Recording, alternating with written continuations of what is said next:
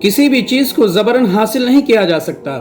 آپ کی قسمت میں جو چیز نہیں ہے تو سنتے ہیں دونوں ہاتھوں کے درمیان بھی ہو پھر بھی وہ آپ کی نہیں۔ اگر آپ کی قسمت میں ہے تو دنیا کے کسی کونے کسی خطے میں بھی ہوگی پھر بھی وہ آپ تک پہنچ کے رہے گی۔ کسی کی پوری زندگی نکل جاتی ہے حاصل کرنے میں اور کسی کو اس دنیا میں آنکھ کھلتے ہی سب کچھ مل جاتا ہے۔ واقعہ ہے بزرگان دین کے پاس ایک شخص اپنے ہاتھ میں گیہوں کے کچھ دانے لے کر آیا اور کہنے لگا، آپ اللہ کے نیک بندے اور ولی ہیں تو بتائیں میرے ہاتھ میں جو دانے ہیں یہ کس کی قسمت کے ہیں؟ آپ اللہ کے ولی رحمت اللہ علیہ نے فرمایا، یہ دانے فلاں شہر فلاں چوراہے کے کچھ پرندوں کے حصے کے ہیں۔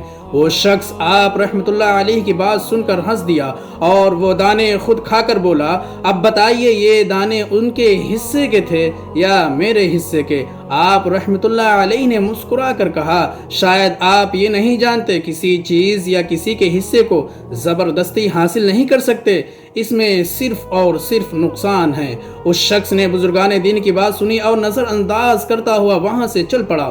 ابھی کچھ دن ہی گزرے تھے کہ اس شخص کے پیٹ میں درد ہونے لگا۔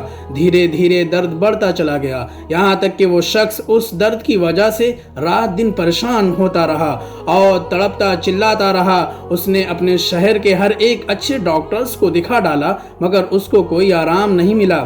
اس کی بیماری کا پتہ نہ چلنے کی وجہ سے ڈاکٹر نے دوسرے شہر میں جا کر علاج کروانے کا مشورہ دیا۔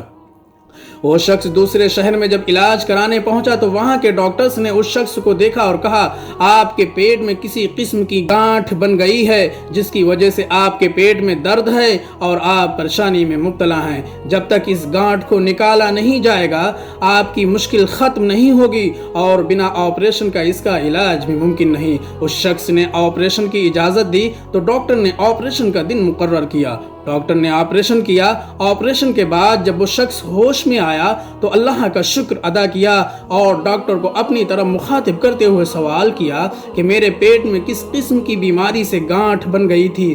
ڈاکٹر نے جواب دیا، وہ کسی بیماری کی وجہ سے نہیں بلکہ آپ کی اپنی غلطی کی وجہ سے۔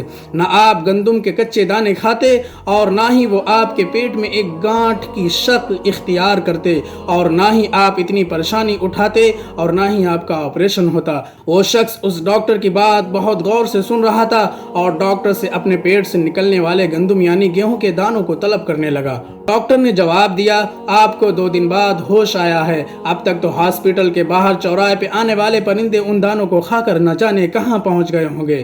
وہ شخص سن کر زارو قطار رونے لگا۔